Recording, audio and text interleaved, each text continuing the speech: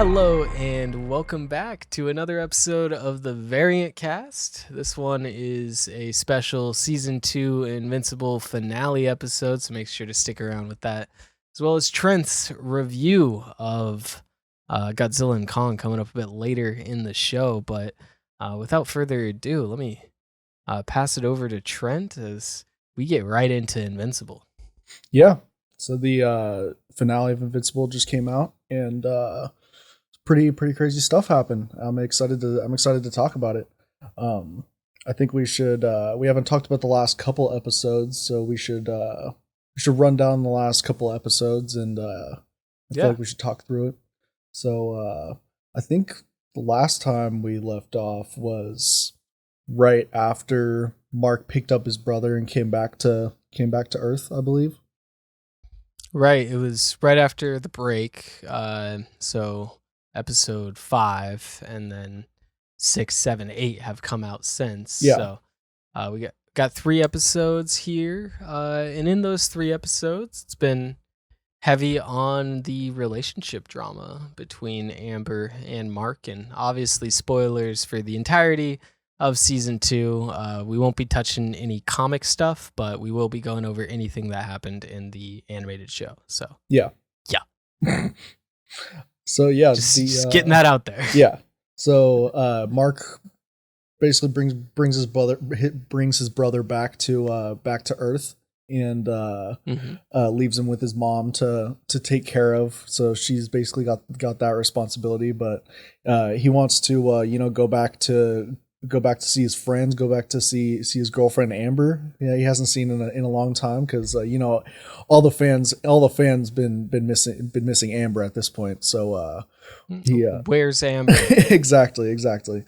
And so he goes and talks to her, and she's essentially like, yeah, I still want to make this work. So he takes her out on a date and gets attacked by a Viltrumite right in the middle of the date, and so not going so hot, and they essentially end up fighting a big kaiju, and then Amber after that basically has to talk with Mark, says I don't like being put in danger like this, so we're gonna have to think about this going forward. So it's a real Spider-Man 2 situation. Yeah, very very much so. And I feel like that's just basic, basic superhero romance drama. But yeah, no. And then so he essentially goes off and tries to, first he gets his shit kicked in by a Viltrumite. She fights off the kaiju like it's nothing, and then essentially says "Oh, I thought you were way stronger than that. Like you should have been able to take that guy by yourself. So this is kind of concerning that you're not as strong as me." And so and then after that, he just absolutely just gets pummeled by her. Is there someone making these kaijus? Why do they just spawn in the middle of the ocean? Yeah, I don't know. This world be crazy, man. Like I know there's we got a little bit of it in just some of the stuff in the Adam Eve prequel, just kind of explaining how some people get their powers and a little bit more about the ground level world stuff. Yeah. No, never is explained really where these kaijus come from, but it doesn't need to be at all. Yeah. Just an interesting quirk of this world they live in. Yeah. That kaijus just be spawning in the middle of the ocean. You can randomly fall in a vat of oil and then just become a kaiju at any point in time. So pretty scary stuff. But could be dimensional rifts. Who knows? Yeah. Rifts and dimensions. Yeah. Because they definitely explore that in the final episode. We'll get to that in a sec. But Alan the Alien, who you are sporting the shirt right now for the audio listeners. We got big Alan the Alien guy here. Oh, what does it say? It says you're quite invincible. Okay. I think you actually bought me this shirt time. Oh, right. Yeah, we got each other Invincible shirts. I I don't have mine on right now. It's all Apologies, didn't get the memo. Uh, no, I literally got off work and watched the finale, and recording this, it's all in like one swoop. So Yeah. these are very, very fresh thoughts that we have here. Uh-huh. But just kind of going through the rest of that Alan the alien, he's alive. I believe that was revealed when we were talking about it earlier, but he's way stronger, way ripped, and he gets in a fight with the same Viltrumite that just bodied Mark. And it's not really a fight. He's kind of doing a little rope-a-dope thing. He punches her once, is able to draw blood, and he's like, oh damn, I'm way stronger. Yeah. And then he gets punched, and he's like, oh, these are like little butterfly kisses. I can do this all day, but I'm not gonna, because I need to save Omni-Man to have any hope of, taking down the Viltrumite Empire. So that's what he does. He gets captured intentionally, and they kind of leave us on that hang as we go into the finale. So I think this finale, I won't lie, bit off a little bit more than I could chew in terms of storylines. Yeah. And we'll talk at the end about the release structure, because that seems to be what a lot of people are talking about. Obviously, we've been talking about it for a long time, but the more casual viewers that maybe picked up the show and then got to episode 4 and it's like, wait, it's not out? Like, what's happening? It definitely gained a bit of traction in the sense of this is the worst release schedule of all time kind of things. And I have some theories as to why. And they came up in this episode in particular. Yeah. But I think there was a lot of plot points. So I think the plan was to always have the multiversal, I'm blanking on his name even though I just watched it, the multiversal guy, Angstrom Levy. Angstrom Levy. I think the plan was always to have him be the finale, because it was never going to be like the Viltrumite War was going to be the finale. They're building to that. Yeah. Like that's that's everything. But they were building to this, and I think the way they did it is fine. But then they also had the, Eve subplot of just, the Mark and Eve, will they, won't they? And then they had the, obviously, Alan the alien thing going on. And then there was the Rudy and Monster Girl storyline also going on. Yeah, and there's the Kate and Immortal storyline going on. So there's a lot of things happening, and I got about 30 minutes in, and I'm having fun in these 30 minutes, but I'm just like, how is this gonna work? Because I'm watching it and getting a little bit increasingly frustrated, because I'm like, they did say it's gonna be less of a wait, but I'm thinking just the amount of weight that it was for this, yeah. And these plot points don't seem like they're gonna get rushed, or they seem like they're gonna, just kind of be strange. And it does kind of feel like a couple of them are rushed, and those two being Immortal and Kate and Monster Girl and Robot doesn't really feel like it's like there was a scene between the reconciliation and the being upset at each other thing. Yeah. Because it kind of just felt like it came out of nowhere during that training scene. Maybe I'm forgetting something because I watched it 3 months ago. And I don't want to be too critical of it, because if you watch it in a seamless 8 episodes, it's probably much more cohesive, yeah, and probably flows and feels a lot better. And it's not a bad episode by any means. Just as a fan that wants more, it was frustrating to come on, give me some. Let's get going. Let's get moving. Yeah. And they didn't do that, but that's fine. They shouldn't rush these things. They should take their time, because when I watch this back, I'll probably watch it back the full series once it's done, and be able to really appreciate it for what it is. And these complaints that I have now are more about the way it's coming out in the more than anything. And I don't think that's a fair criticism. Yeah. Of the actual media itself. Yeah.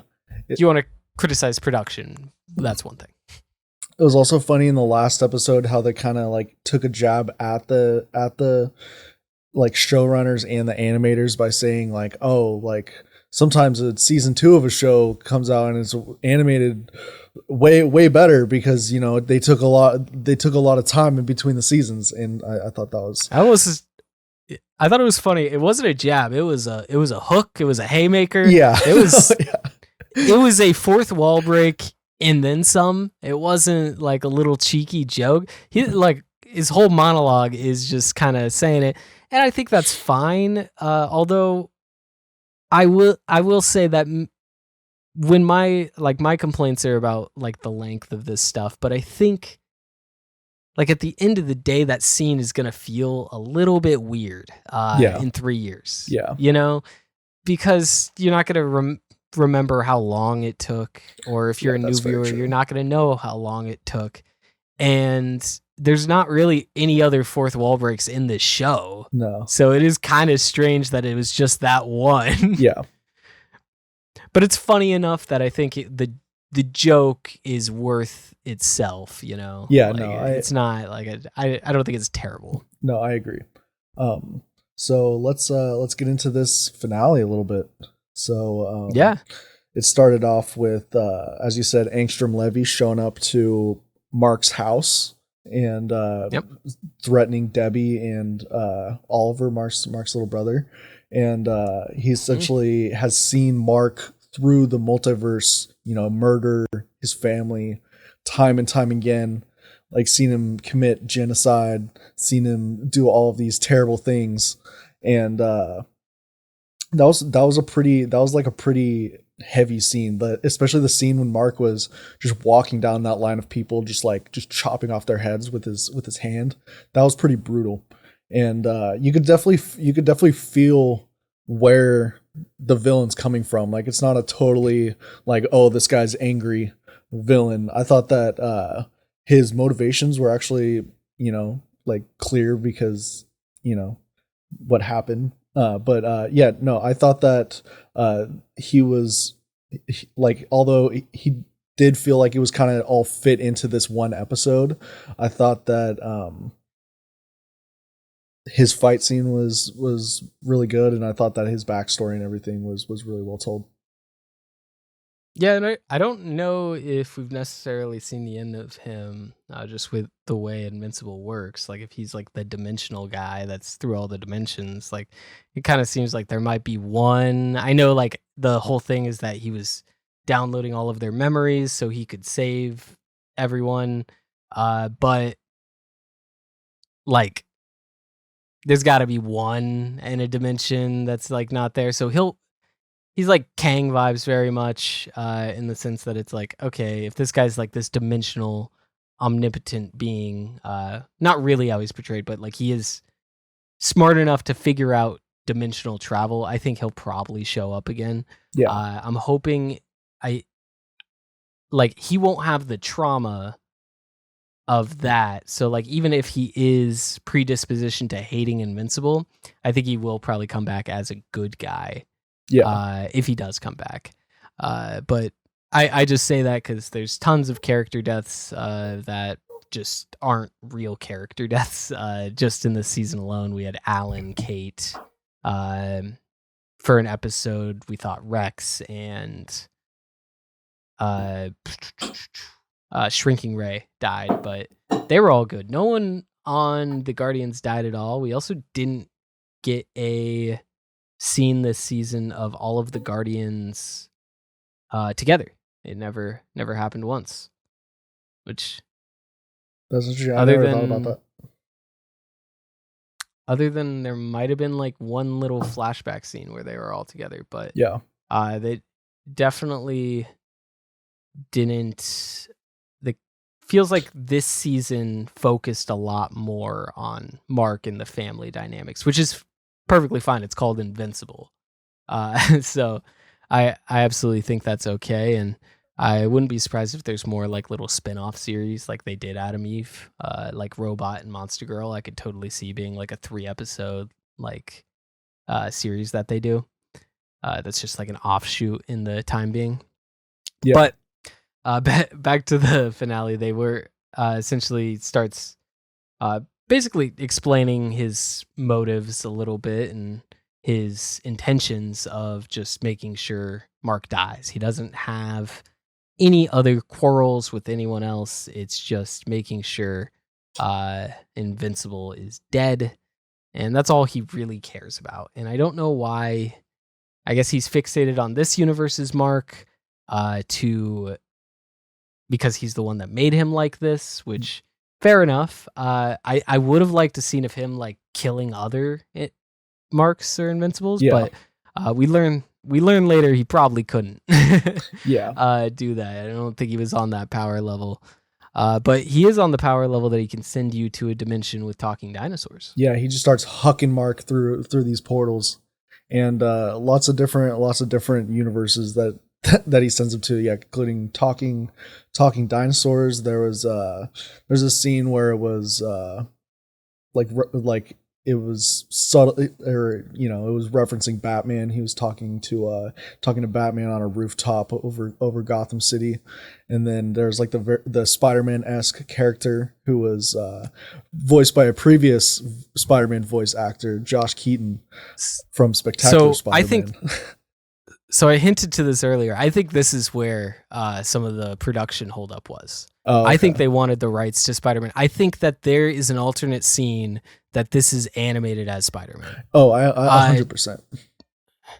And I think, obviously, like the voice, the little line about like Mark saying, "Oh, it's hard to tell who's the bad guy. You have red eyes." I think that was added after the fact to try to make the scene more cohesive with the fact that he probably was, saying some more like Spider-Man-esque things. Yeah. But yeah, he's credited as Agent Spider in this. He was obviously the Spectacular Spider-Man that aired from like in the late 2000s. So a lot of people our age probably got a kick out of that, even though it wasn't the actual Spider-Man. I think that was the intention all along, to have a little team up moment there with him and the actual Spider-Man. But yeah, I'm guessing the animated, because I know the animated rights for Spider-Man are different, so they probably thought they could get it done. Maybe too much money was needed. Yeah. And like, I feel like that had to play a part in the production delay, just because like the scene to me is so obvious, like that it's supposed to be Spider-Man. And I remember they were there's the infamous, I don't know if it's definitely not infamous, but there's the notable Invincible Spider-Man crossover in the comics. So it's like and the social team was having a bunch of fun putting that cover in a bunch of promotional things. Like they were very heavily hinting to Spider-Man showing up, and I think that was the intention. Yeah, just didn't come to fruition. Yeah, I'm satisfied with that small reference. It would have been cool if it was Spider-Man, but I feel like they got their point across either way. The other notable one was Mark comes through the portal holding a Fortnite gun and hits Angstrom Levy over the head with a Fortnite gun, apparently. I didn't even see that. I will rewatch that. I mean, that probably, which I mean is kind of like, I guess, a better crossover than Emperor Palpatine being revealed that he's coming back through Fortnite before Episode 9 came out. But that was crazy. I'm actually playing after this. I'm going to be playing Fortnite with my Gen Z coworkers. I've never really played Fortnite before. Yeah. This is going to be like the second time I've launched it, but I launched it just like when I got it installed.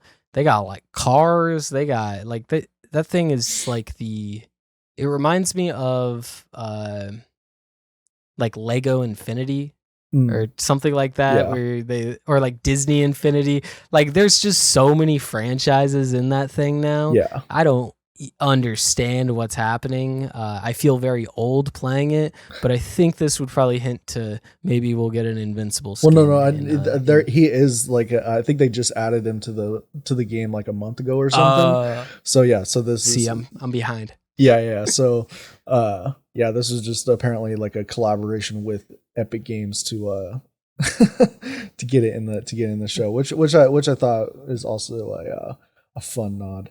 But then after that he breaks Debbie's arm. Oh yeah, he breaks Debbie's arm, which is savage, and it was gruesome. He picks up Oliver like he's about to do something to a child, which is pretty wild, and then it cuts away, and then he ends up not doing anything to him.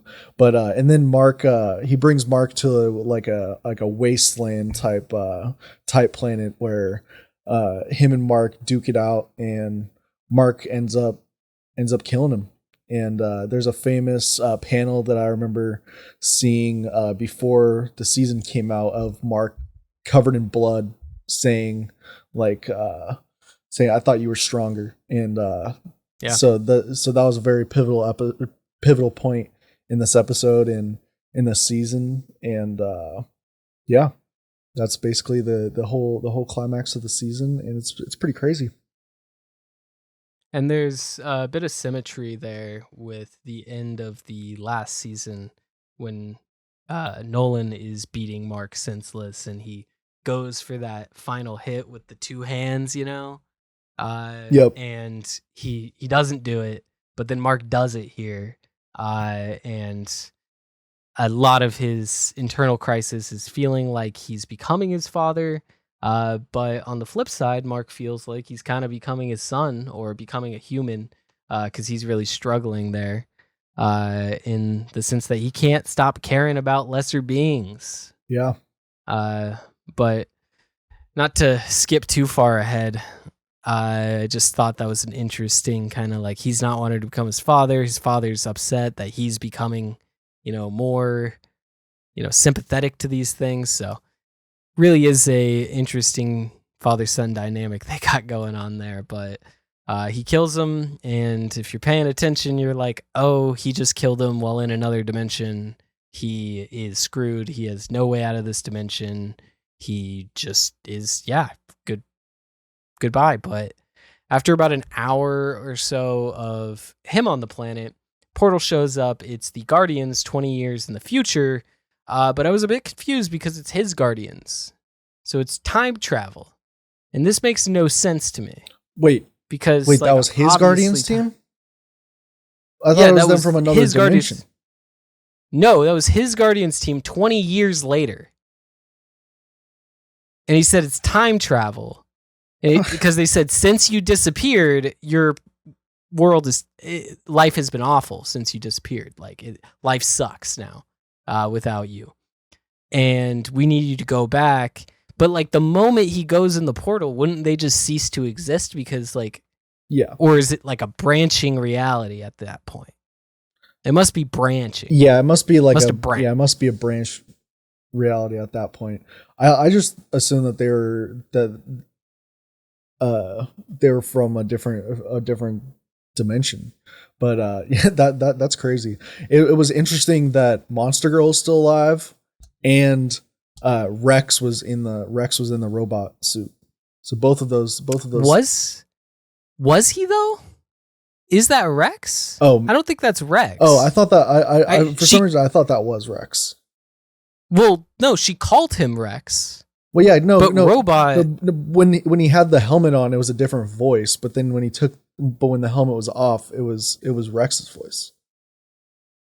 Yeah, but that's because Robot, who is a 10-year-old version of Rex, is now 20 years old. He's 30. That's true. So where's Rex? Because he would have a scar from the gunshot. And that there was no scar. It was just. And why does he do his hair like Rex? He's not Rex. Why'd she call him Rex? There's no way Rex got that smart. Also, he'd be older because Rex is 20, so 20 years later he should be 40. And it looked like they were going for more of a 30-year-old. Yeah. I don't know. I have many questions about that. Yeah, that scene But was just pretty wild in general. maybe they could have made it less convoluted by having it. I thought what was going to happen is there was going to be another Angstrom levy on that planet. Like that was going to be the planet that we saw. Was that the planet that we saw that he was living on before? I'll have to go back Yeah, and I'm not sure. I'll have check, to go but back and watch it. because he had like this home base planet that like all of him and the other Angstrom levies took refuge Yeah. on. So I thought maybe he was going to run into like the one Angstrom levy that didn't want to download his memory or something, and he was going to save him. But I mean, we learned based on the way time works that wouldn't have helped because it would have been like 5 years in the future. So really the only way out of this was time travel. I just don't know why they got it. I don't know. It's comic books, man. Comic books, right? Yeah. That's the only way to explain it. Sometimes it's just best not to think too hard about these things. Yeah. But otherwise, it's a very well written show that is very human for such a outlandish concept. It's very human, and it basically just uses these characters and these powers as a device, like every superhero thing does. But it does it in a really good way, using like these characters to kind of just display something that a type of story that isn't told too much of, just like father son not wanting to become your father.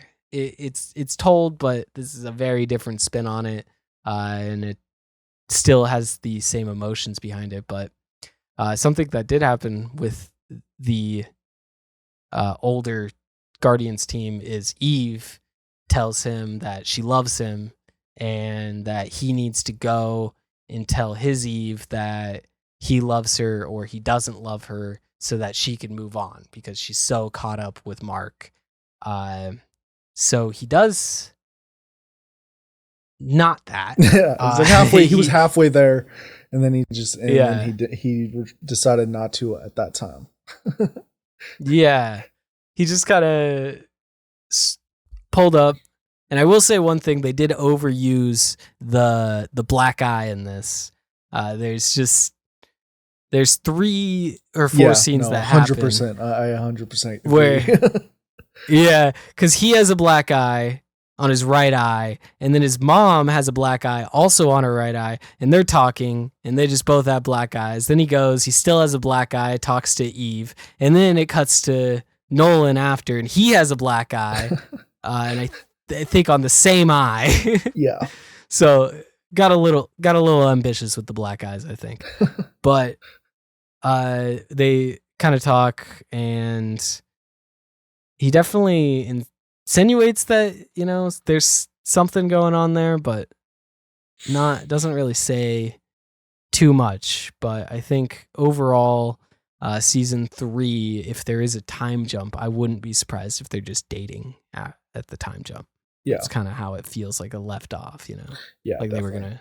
I wouldn't be surprised. Yeah. And if not that, it's definitely going to happen in the first part of next season, I feel like. Yeah. I feel like I said, I read the comics up until essentially the half season mark when like they were on Thraxon, and I was like, okay, I'll probably chill here. And because I didn't want to see like how Oliver like turned out. Like Oliver, I think, is one of the more interesting like plot points of this whole thing. Yeah. Like he's aging really fast. He's going to be talking. He's going to be a whole character in the next season, and he might have his father back because at the end of this one, we get a little stinger of Alan and Nolan talking, and he's basically like, Nolan's like, I miss my wife, and that's how the season ends. Contrast to season 1 where he says she's like a pet to me, now referring to her as his wife, and he's missing her, and he probably doesn't even know that she's raising his kid. Yeah. But did he meet, which wife was he talking about? I'm assuming he probably meant Debbie because he's talking about Mark, but and he probably knows the the other wife is dead at this point. she's dead. She ran. She's long gone. But Yeah. no, yeah, it'll be interesting to see how Debbie reacts to that, because she was completely over him until she got handed his other son to take care of, and then yeah, it'll be interesting to see what happens. I'm interested to see what the people of Earth how they'd react. Seriously. Like, I mean, how's Cecil gonna react? imagine Cecil's gonna be pissed. yeah. But what are you gonna do? Yeah. Like, what are you gonna try to kill him? Nah.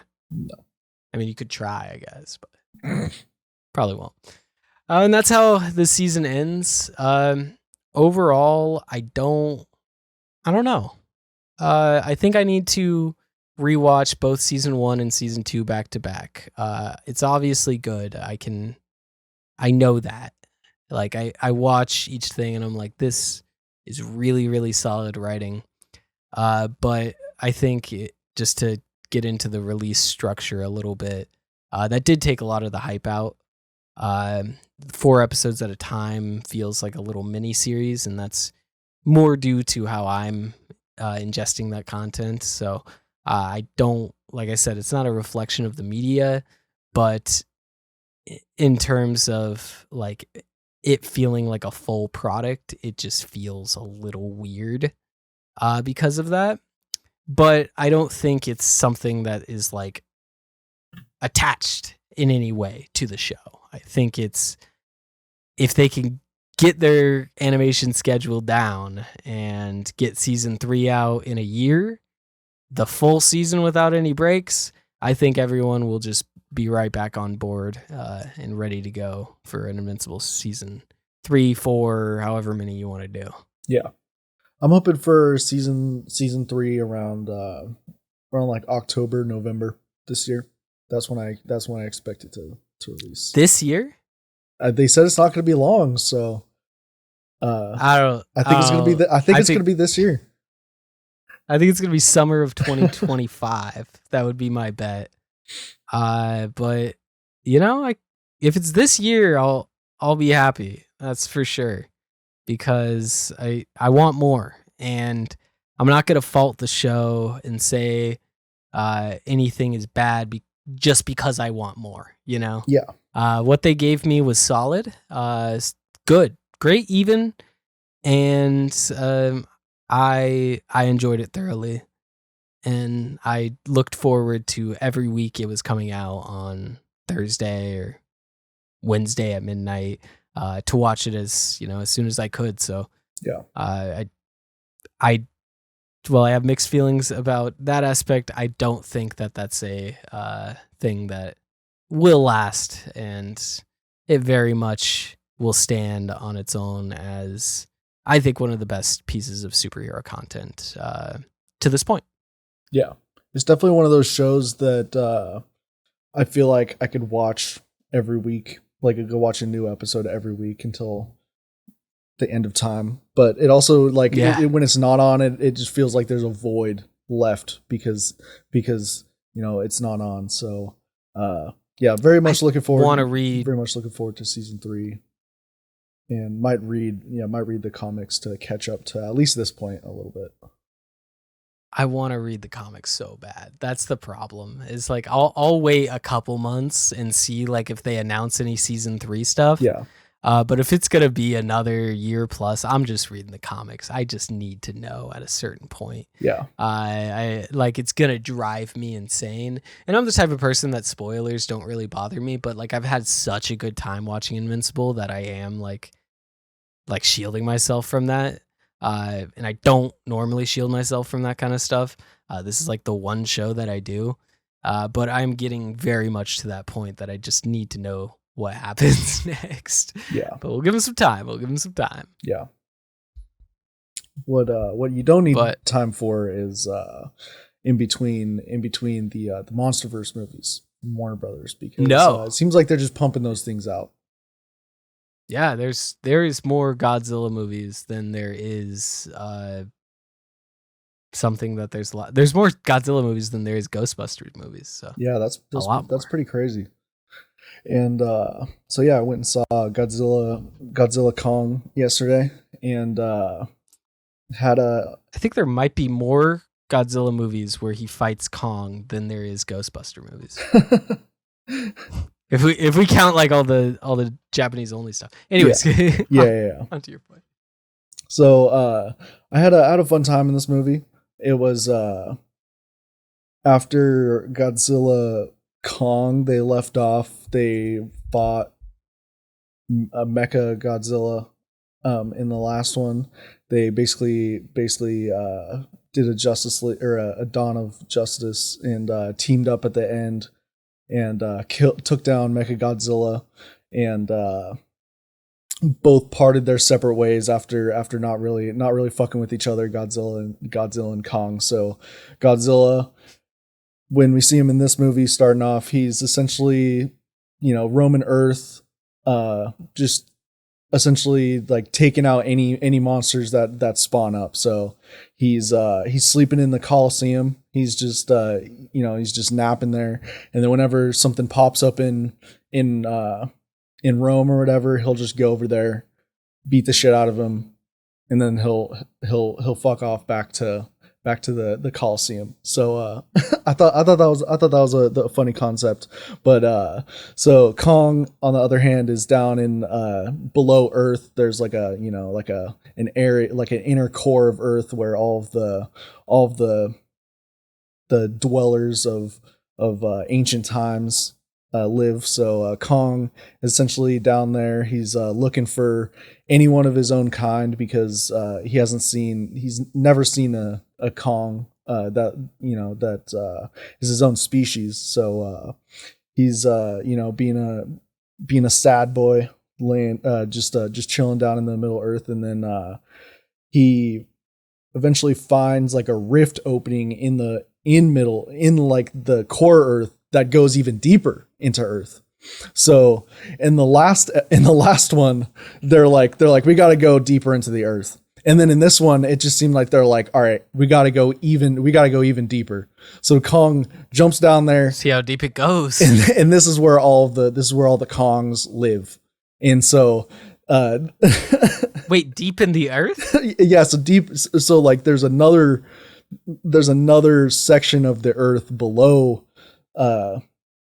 it's not called Middle Earth, but I'm just going to call it Middle Earth, even though that's from Lord of the Rings. Yeah. But so below Middle Earth is this area where it's all these Kongs that are being, they're essentially slaves to this dude whose name is Scar King, and he's like this really brutal. He's like this brutal looking Kong who's all scarred up and everything, and he's got like this chain that's like a spine or something, but just typical monsterverse stuff. But so Kong realizes that, and then he goes back up to the surface to get Godzilla, because the dude down below, he's got his own version of Godzilla, like a frost giant or something, that's got like, similar to Godzilla's powers, where he can like power up and then shoot a laser at you or something. And so he goes back up to get Godzilla, and he's like, I know he's essentially like, we're not on the best terms, but he'll help me fight this dude. So Kong shows up to the pyramids in Egypt, and Godzilla sees him from across the ocean, so he just beelines for him, and then or he doesn't see him across the ocean, but he senses him, so he beelines towards Egypt, and he essentially just tackles him through the pyramid. So essentially, I saw that clip. Yeah, so the whole movie is essentially like a bunch, like Godzilla. He's essentially just been watching some WWE. Like he did like a threw Godzilla on his back, and that was pretty sick. And then in the opening, he was like fighting like a giant crab or something, and he's like literally just doing some WWE moves on him. It was pretty sick. But there was this part where Kong apparently had like a cavity or something, or he had tooth rot in his tooth. So they have to sedate him, and they have to put like a metal tooth in him. And so when he goes down to like the below Middle Earth, like he gets mocked because he has a metal tooth, and then people are like all the monkeys are like pointing at him and laughing at him.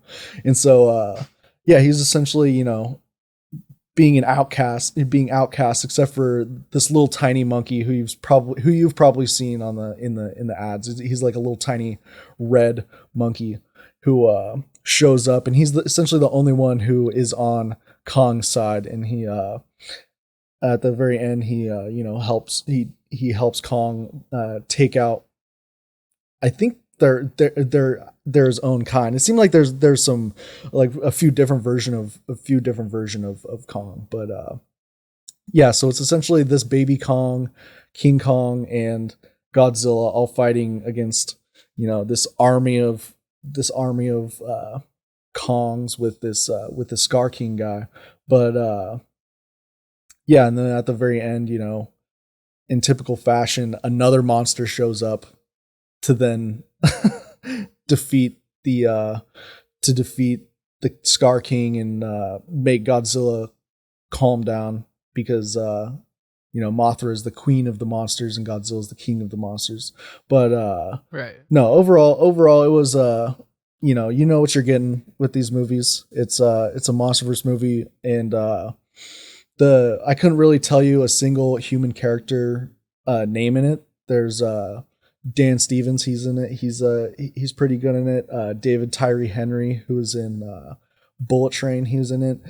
He was pretty good in it. But yeah, I could not tell you a single person's name in it, because really you just show up for these movies just to see Lizard punch monkey. And at the end of the day, that's what they did. And they did do some things like differently from the last movies that I thought were cool. Like there was a fight that took place in zero gravity for whatever reason. Like they somehow turned off the gravity in the below Middle Earth, and so like Godzilla and Kong and Scar King were all fighting in zero gravity. So I thought that was pretty interesting, even though didn't really make sense. And now thinking about it, like like the weights of all of them, I guess down there, like their weights are all proportional because they're all giant beings. But but yeah, so there's a fight in zero gravity, so that was that was pretty cool. And then Godzilla's pink now. He turned from blue, and then he ate like a pink monster, so now he's pink now. So yeah, overall, I'll give it a 2.5 out of 5. It's funny. Movies are funny because like you're expected to just rate them all out of like 5 or 10 or whatever your rating scale is. But then there's just movies that are just unlike other movies. Like I don't know. It's wild that we rate something like Godzilla v Kong on the same scale as we would rate like Zone of Interest. It's just like such a so different of mediums, but they're both movies, so hey, it's letterbox time. Yep. I mean, it sounds interesting. It kind of sounds like all the good parts about Transformers, and I've seen all the Transformers. I haven't quite gotten into the MonsterVerse yet. But the good parts about Transformers are them just doing cool shit, which you don't get a lot in the later films. And that's really the reason people were going to those, and probably why they stopped going to those. Is they got boring. But it seems like people are still going to these. And obviously they have a strong overseas presence. And sounds like for the most part they're pretty low on dialogue, so it can be adapted pretty easily to other markets without alienating anything. And so I don't think that there's any chance these ever don't make money. So, keep doing it. It doesn't hurt anyone. It has its fans, and I don't care. I do find it interesting, though, that there's not the same kind of outcry about these as there was about like Marvel movies at their peak. Like we just had 2 Godzilla movies drop within 6 months.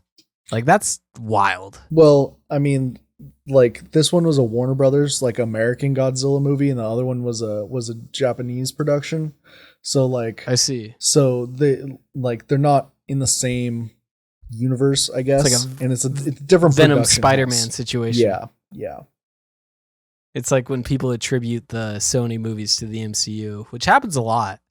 They just kind of attribute all of, any Kraven the Hunter. A lot of people think is an MCU thing for some reason. yeah.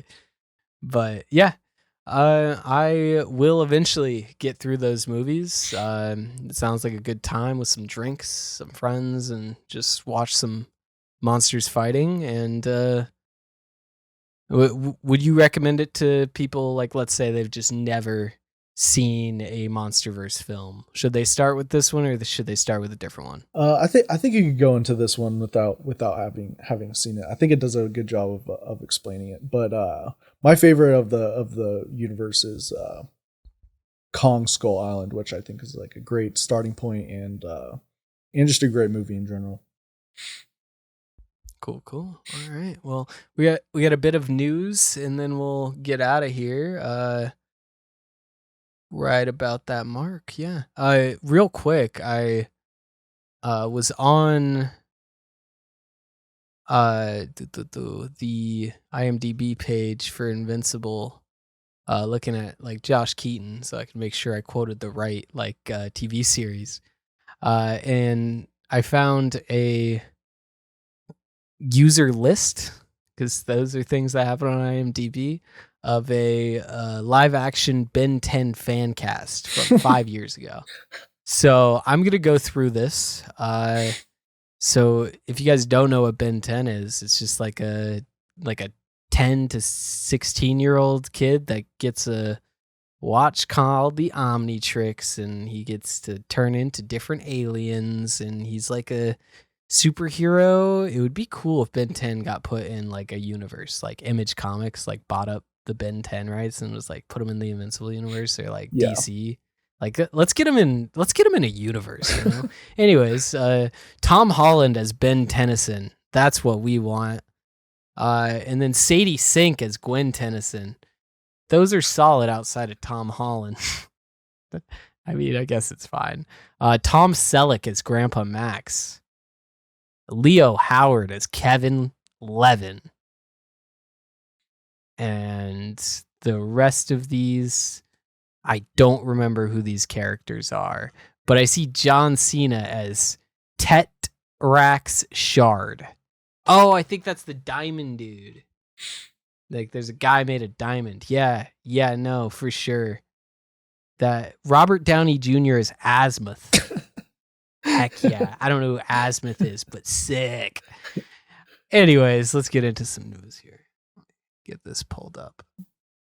I have a couple news headlines while you pull those up, Ty. So I already got it pulled up, but go ahead and hit it, Trent. We have our Silver Surfer. So Marvel has officially cast Julia Garner as Silver Surfer. So we are getting a woman Silver Surfer, which is apparently Marvel wanted Anya Taylor-Joy and as the lead role, but she either did not want to do it or because of scheduling conflicts. But yeah, so we have a Silver Surfer, and apparently Galactus is going to be one of the main villains of Fantastic Four.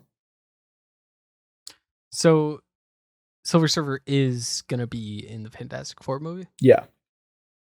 Okay. I mean, this makes sense. She was in Riverdale. No, she was not. She was born in the Riverdale neighborhood of the Bronx. She was in Perks of Being a Wallflower, as well as Sin City and Ozark, which she is probably most known for her role in Ozark. But been in like stuff like Robot Chicken. There's not like a big. I think Anna Taylor-Joy would probably be like a bigger name for sure. Yeah. But from what I remember and the stuff that I saw her in, I watched her in Perks of Being a Wallflower. She was good. She's 30, which is kind of surprising. But I think why this was most likely done, and I'm a bit is just to balance out like the cast in terms of like the men and women, because it's like Doctor Doom, and then there's 3 men on the Fantastic Four, Yeah. and then now you have pretty much all of the leads and supporting are all men, and Galactus will presumably be a male.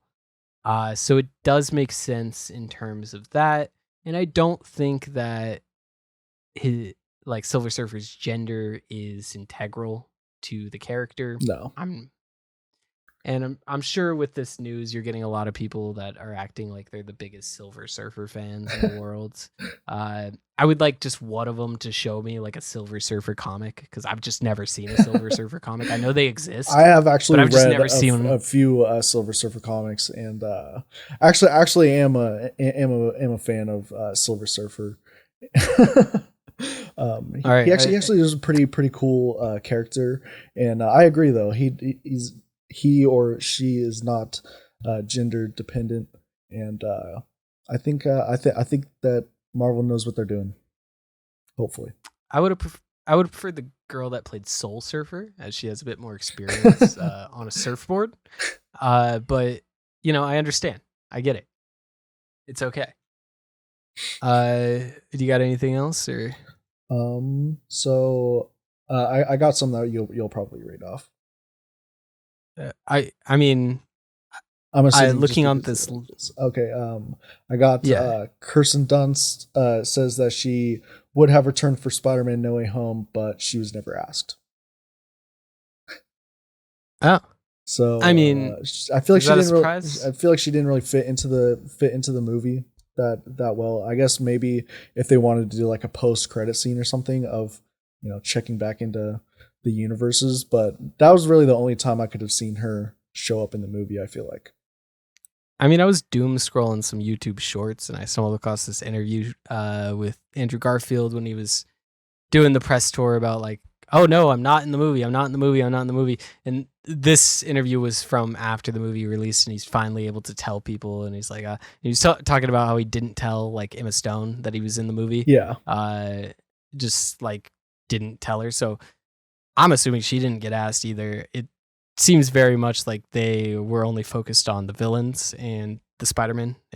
They weren't looking to delve into the lives. Yeah. And I'm guessing the reason is they did not want to close those books. They didn't want to write anything in that they may want to change later. Because if they show her and Peter still together, then they have to still be together, or they have to write away. And it feels very much like Spider-Man 4 is going to happen. I feel like it's going to happen. I think it's going to just straight up be Spider-Man 4. And it's going to be like a grounded thing. I think they're going to do that. It's just, why wouldn't you? It doesn't take that much money to make one of those Spider-Man films. I mean, it takes a lot, but it's pretty much the same as you're already paying to make Morbius. It's not a huge deal. So I think we will get Spider-Man 4, and for that reason, they probably didn't want to write themselves into any corners, have to deal with any retcons. Let's just leave it as open as possible. And that makes sense to me. Yeah.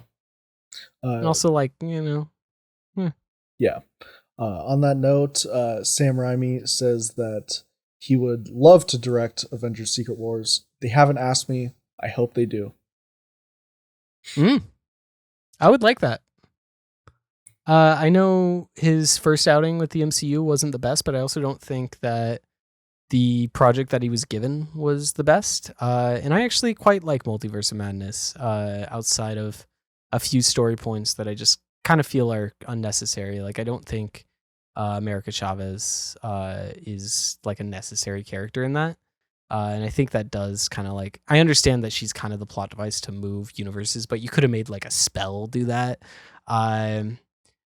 I think I would have just liked it a bit more focused on Strange. Yeah. But overall, I really liked the directing in that movie. A lot of the things that I saw some people clowning in terms of effects, I actually really liked. But I like a lot of the cheesier Sam Raimi stuff. A lot of the like horror, like pseudo horror comedy stuff that he does. I love that. And I would like, to see. It wouldn't be my first choice. Not my first choice at all, but they need a name attached to this, and I'm interested to see what name they get. They're being careful about it, and I'm excited. Yeah. The only see the name. Yeah, I think that the only worry that I have is I don't know if the Avengers as a whole fits his directing style, like directing every single one of those characters. But I guess it could work if it's paired with, if it's like a 2-part movie that's paired with something that either sets it up really well or it follows it really well. Yeah, it all just depends on what if they let him cook or not. I think that's a great point, because like even in those Community episodes that the Russo brothers directed, you could see a semblance of, okay, if you gave these guys some money, they could really cook here. Yeah. And like just the way they were able to write a group of characters, like the study group, it did translate really well. Even if it's a completely different tone, just the scale of that is just different. The character scale. I think that's a good point, in the sense of we did see him struggle in Multiverse of Madness when it felt like they, kept throwing characters and characters on. Yeah. And I'm assuming a lot of that was Marvel's doing, wanting, these different characters in it. And I think he did the best with what he could. So I think that's a solid point. I whoever they choose is who they choose. Yeah. So we'll see. Yeah. That is all I have. Yeah. I mean, there hasn't been much. There's been a lot of Punisher stuff as the Daredevil Born Again is filming, and John Bernthal will be making his triumphant return to the MCU, and I think they definitely need this kind of return to street level. And it's got to be good. It's got to, just be a, solid, gritty. It's got to be gory, because that's what people want. And from the stills that, are being dropped through the news, he is covered in blood in pretty much all of them. So you could rest assured he'll be covered in blood, as if he were a Baldur's Gate 3 character. Then we got Drew Goddard. Why do I recognize that name? I know it's a director. One sec. Drew Goddard. He directed The Good Place, The Cabin in the Woods, Daredevil, The Cloverfield Paradox. Yeah. The Martian. He is going to be writing Matrix 5 for Warner Bros. And he dropped out of directing Spider-Man 4. Didn't know he was going to be directing Spider-Man 4, but I guess he was, and he dropped out. I don't know why they wouldn't just give that to the guy that's directed all the Spider-Man so far. Maybe he doesn't want it, but... Well, I think that he was going to do Fantastic Four, but then he left Fantastic Four to do Spider-Man 4. Or no, to do Avengers 5. And then he got... I don't think he's doing that anymore. And so yeah, he'll probably will just go back to doing Spider-Man. Hey, turn up. They dropped a first look at Christian Bale as Frankenstein's monster. So he's looking pretty good. It looks solid. They got the stitches in the head like you would assume, and he's Christian Bale, so I'm sure he's hasn't eaten for like 3 weeks or something, or only eaten for 3 weeks, one of the two. And apparently that's going to be in Maggie Gyllenhaal's The Bride. So be a movie more centered around the Bride of Frankenstein. And that kind of reminds me of the Dark Universe, because I think the Bride of Frankenstein was supposed to be a movie in the Dark Universe. Hmm. So maybe this is the same project in its zombie form. I don't know if this is a Universal film or not. Probably not. Dune Messiah is in development. Legendary will be the conclusion of the Dune trilogy. I, I, I mean, what does that mean? Not like the first half, but the last half. Of course, it's the conclusion of the Dune trilogy. It's the third one. But like I'm not convinced they're gonna stop making Dune. I think they Like are. They might do like really? they might try to do like a mini series or something afterwards, but I think that they'll be done making movies because between Dune Messiah and the next book, there's like 300 years or something time jump. So like Oh, okay. basically done with the story of those characters. So I think that it makes sense that Okay. there's only one more movie. Nice. All right. And then there was some leaked first looks at Mufasa the Lion King releasing in theaters on December 20th. Now, I am not well versed in the live action Disney movies in general, but wasn't there already a live action Lion King? Is this a sequel? What is happening? Am I having a stroke? Uh, yes, you are having a stroke time, but Thank God. no. So this is a prequel to the 2018 the live action Lion King movie. But isn't This is a story about Mufasa, uh, Simba's dad, as he was a young lion, because mm, everyone has been wondering what Mufasa has been up to all these years. uh, yeah. No, Okay. I think that they should have done Lion King 1.5 instead of telling Mufasa's story because Why not just Lion King 2? well, Lion King 1.5 is just Lion King, but told from Puma and Timba or Timon and Pumbaa's perspective. It's sick. No, I'm with you on that. I think it's probably one of the coolest concepts for a direct to DVD thing that Disney has ever done, and I wish they would do more stuff like that. But it's been about 20 years now. I don't think they're listening anymore. So that's wild. Yeah, That's nobody and asked it for this. I think that this is gonna absolutely tank at the box office. I like this is gonna burst the bubble. Yeah, if the They Little always do Mermaid didn't this. already. They always do this thing where it feels like the MCU did this as well, where it's just like all you need is to not have like the worst movie possible come out right now. Yeah, And then all of a sudden you have Ant-Man Quantumania coming out. It's like, okay, that's the worst movie that could have possibly been released at this point. While everyone's talking about the MCU, about the effects and stuff. Like, oh yeah, let's release this thing. It's like I understand movies take a long time and there's a lot of work that goes in. You can't just like at a drop of a hat, like they're like a lot of times they are just like a train coming down the tracks. There's nothing you could do. It's getting released whether you like it or not. But not one person was like, "Hey, let's just pump the brakes. Like let's tell the VFX guys they could go slow, take their time. And whenever this comes out, if it comes out 2026, 2027, whatever. But we don't need this to come out. no, and No. like surely they're not getting back James Earl Jones because that man is so old.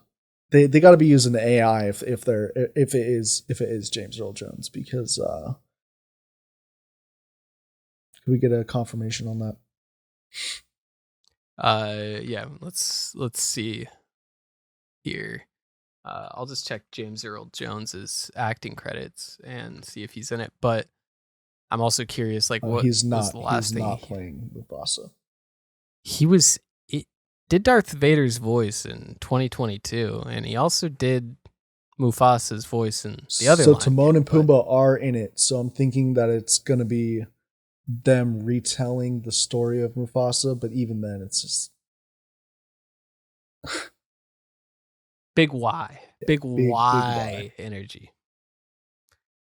But yeah, as Disney continues to, just I don't know. I don't know what. Look, they're probably gonna end up making a bunch of money, and I don't want to be the guy sitting on here complaining about Disney like they care what I have to say. They don't. So let's just wrap up this show. Yeah. Let's just call it good. We'll let Disney have this one. I'm sure everybody's gonna go see Mufasa, the Lion King, and it's gonna make a it's I couldn't even come up with a funny line for it. A Mufas million. That's not a good amount. Anyways, I appreciate everyone listening to my ramblings and Trent's review of Godzilla. That I did question about 2 minutes into your review that this was even about Godzilla, as you started going into Middle Earth and all of this extra stuff, which makes this movie sound like it's either 4 hours long or each scene is about 3 minutes. Either or sounds fire, and even if it's just the scenes of a tombstone pile driver straight into the Pyramid of Giza, I think those are cinema. Yeah. And that's what we do here. I was watching Cast. that and we I was celebrate. like, this is what movies are made for. Just we like celebrate cinema. The Variant Cast is made for you to listen to every single week. Whether you like to or not, yeah, you made it to the end of this, so good job on you. But appreciate everyone, and I hope you have a great week, and we'll see you next time. Deuces. Thanks for listening, guys.